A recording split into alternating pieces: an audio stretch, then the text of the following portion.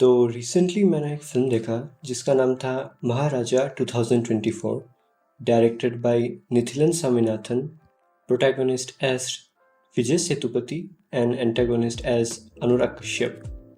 तो चलिए बिना किसी देरी के इस फिल्म को डिस्कस करते हैं एंड हमेशा की तरह be aware of the spoilers ahead. तो फिल्म की शुरुआत होती है हमारे प्रोटैगनिस्ट जो कि एक छोटे से बार्बर शॉप में काम करते हैं। तो जैसा कि हमें पता है कि ये एक रिवेंज फिल्म है एंड और जैसे मैं शुरुआत से ही बोलता आया हूँ कि your story doesn't matter, your execution matter the most. तो महाराजा तो एक ऐसा फिल्म है जो हमने शायद पहले भी बहुत बार जिसका स्टोरी हम देख चुके हैं। A father who wants to take the revenge of his daughter.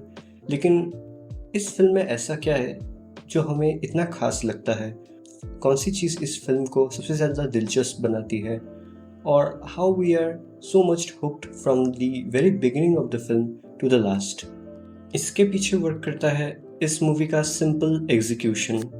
जिस तरीके से इस मूवी के अलग अलग टाइमलाइंस को पोर्ट्रे किया गया है वो इस फिल्म को काफ़ी ज़्यादा शानदार बनाती है। एक नॉन लीनियर हाइपरलिंक फॉर्मेट जो स्टोरी को एक पजल की तरह हमें शो करती है, और इस चीज़ के लिए हमें इस फिल्म के एडिटर को भी काफ़ी ज़्यादा अप्रिशिएशन देना पड़ेगा। आप लोगों ने नोटिस किया इस फिल्म में महाराजा जब पुलिस स्टेशन में जाता है तब वहाँ पे एक स्नेक होता है एंड वो सेम स्नेक शायद से हमें एक रात पहले उसके घर में भी देखने मिलता है। This snakes actually represent the character of the main villain Anurag Kashyap. जैसे स्नेक अपने बच्चों में फ़र्क नहीं कर पाता एंड अल्टीमेटली अपने ही बच्चे को कंज्यूम कर लेता है, बिल्कुल वैसे ही अनुराग कश्यप ने इस फिल्म के लास्ट में अपने ही बेटी के साथ किया। सच में it truly great metaphor right here. Overall मैं ये मूवी आप लोगों को ज़रूर रिकमेंड करना चाहूँगा अगर आप एक सैटरडे नाइट में अच्छा सा एंटरटेनमेंट ढूंढ रहे हैं तो। इस मूवी की सबसे ज़्यादा अगर हम तारीफ़ करने जाए तो शायद से हम उसके स्क्रीन प्ले के बारे में ही करेंगे। आखिर के 45 मिनट्स इस फिल्म के सबसे बेस्ट 45 मिनट्स थे एंड जिस चीज़ का मैं सबसे ज़्यादा क्रेव करता हूँ वो है unique and interesting plot twists जो कि इस फिल्म में भर भर के है। तो if you are a fan of plot twist just like me then just go and watch this film. By the way, this film at some point totally confuses the audience about the timeline. To be honest, मुझे समझ ही नहीं आया था कि जब अनुराग कश्यप और महाराजा का scene चल रहा था तब ये कौन से टाइमलाइन का सीन था, और जब नल्ला शिवम ने अनुराग कश्यप को मूवी में कॉल किया था तब वो जेल से कैसे बाहर आया, तब मैं यही सोच रहा था। So that's what I was exactly talking about कि इस फिल्म का कॉम्प्लेक्स स्ट्रक्चर हमारे व्यूअर्स के माइंड के साथ खेलता है और हमें ये सोचने पे मजबूर कर देता है कि आखिर ये कौन सा टाइमलाइन चल रहा है। तो चलिए अभी बात करते हैं इस फिल्म के कुछ कंट्रोवर्शियल और कुछ फ्लॉज के बारे में। पहले तो मैं यही सोच रहा था कि मुझे इन टॉपिक्स के बारे में बात करना चाहिए या नहीं। बाद में मैंने सोचा कि if not me then who. इस फिल्म के फ्लॉज के बारे में बात करने के समय नहीं मैं अनुराग सर के एक्टिंग के बारे में बात नहीं करूँगा, बट एक और सीन की बात करूँगा which is this. I know अभी बहुत सारे लोगों को ये सीन बहुत अच्छा लगा होगा, बट मुझे ये सीन काइंड ऑफ क्लीशे लगा क्योंकि एट लास्ट मैं नहीं चाहता था कि इतनी अच्छी और एक रियलिस्टिक फिल्म एक क्लीशे सुपरनैचुरल सीन के साथ एंड हो, और ये उसी के साथ एंड हुआ। सो मुझे ये काइंड ऑफ क्लीशे लगा। दूसरे पॉइंट पे आते हैं तो आई नो कि इस फिल्म के प्लॉट ट्विस्ट किसी हद तक बहुत ज़्यादा प्रेडिक्टेबल थे क्योंकि मैंने तो प्रेडिक्ट कर लिया था। टू बी ऑनेस्ट, बहुत लोग कह रहे थे कि जिस समय अनुराग कश्यप ने महाराजा का बार्बर शॉप एंटर किया उसी वक्त ये फिल्म ख़त्म हो चुकी थी, क्योंकि after that incident most of the audience can think that what is going to happen. Even though मैंने भी इस फिल्म के plot twists kind of guess कर लिए थे, पर मुझे फिल्म देखने का एक्सपीरियंस मेरा एक सेकेंड के लिए भी रुइन नहीं हुआ। तो चलिए अभी बात करते हैं इस फिल्म के सबसे बड़ी कंट्रोवर्सी को लेके। अभी मैं आप लोगों को एक्सप्लेन नहीं करूँगा कि कंट्रोवर्सी क्या है। आप एक पोस्ट देख सकते हैं इंस्टाग्राम का और वहीं से आप अंदाज़ा लगा सकते हैं कि मैं किस बारे में बात करना चाहता हूँ। इस पोस्ट को प्लीज़ आप पॉज करके एक बार पढ़ लीजिएगा, फिर मैं जो कहने वाला हूँ उसको थोड़ा सा सोच के देखिएगा। आई होप आपने ये पोस्ट पूरा पढ़ लिया होगा। सो एट फर्स्ट मुझे इतना कुछ पहले वॉच में इतना कुछ फील नहीं हुआ था, but that may be because I am a man. और जब मैंने दूसरे वुमन को इस बारे में बात करते हुए देखा, तब मैंने अपना एक सेकंड थॉट लिया और तब मुझे भी थोड़ा लगा कि well, kind of this film promote some kind of male fantasy.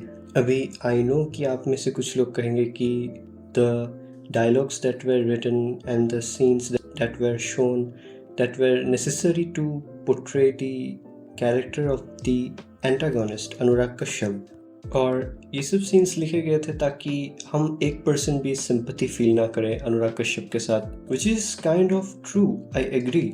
लेकिन अभी बात आती है कि is it really necessary to show Grape as a trigger of the male protagonist to do or take revenge over something? अभी I know that this film was supposed to be dark, but problem तब शुरू हो जाती है जब हम इस as में भी ग्रेप को फिल्म्स में एक एज एन मीडियम दिखाते हैं जो कि मेल इमोशंस को ट्रिगर करती है, ताकि प्रोटैगनिस्ट आगे जाए, कोई एक्शन ले और रिवेंज ले।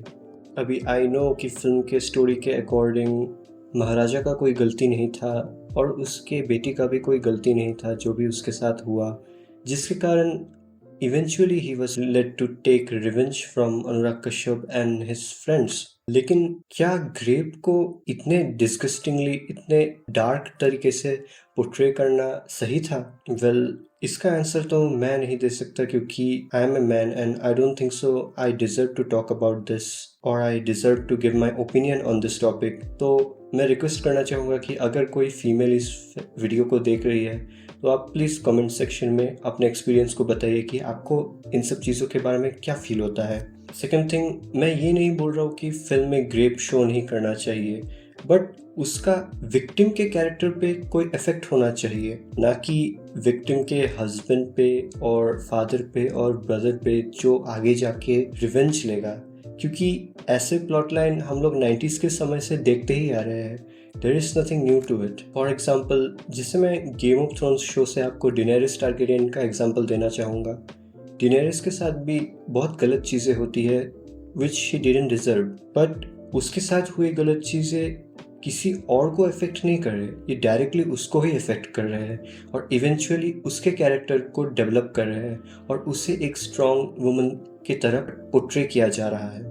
बट अगर हम महाराजा के केस में देखें तो महाराजा के बेटी के साथ ऐसा सीन नहीं होता है। लाइक आई थॉट कि when she said that she wants to talk to one of the criminals, तो मुझे लगा था she is going to say something very revolutionary at the end, but क्या होता है, she just completely forgets the criminal, she completely forgets Anurag Kashyap. What? क्यों? Why we always supposed to think that something bad is going to happen to a woman and at the end of the day she is going to forgive her rapist? Why? Well, maybe that's where my criticism is कि writing को थोड़ा improve किया जाए Indian cinema में, ताकि हमें थोड़ा और मैच्योर कंटेंट रिसीव हो और वुमेन कैरेक्टर्स को थोड़ा और ज़्यादा एम्पावर किया जाए फिल्म्स में, ना कि उनसे एसोसिएटेड किसी मेल कैरेक्टर को। और हाँ, मैं बिल्कुल हेट नहीं करता इस फिल्म को, I totally loved this film, but these were some topics जिनके बारे में बात करना मैंने ज़रूरी समझा। और आप भी कमेंट सेक्शन में अपने राय बता सकते हैं कि आपको ये फिल्म कैसी लगी और इस कंट्रोवर्सी के बारे में आपका क्या राय है।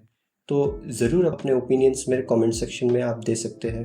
Well, now I should go, good bye.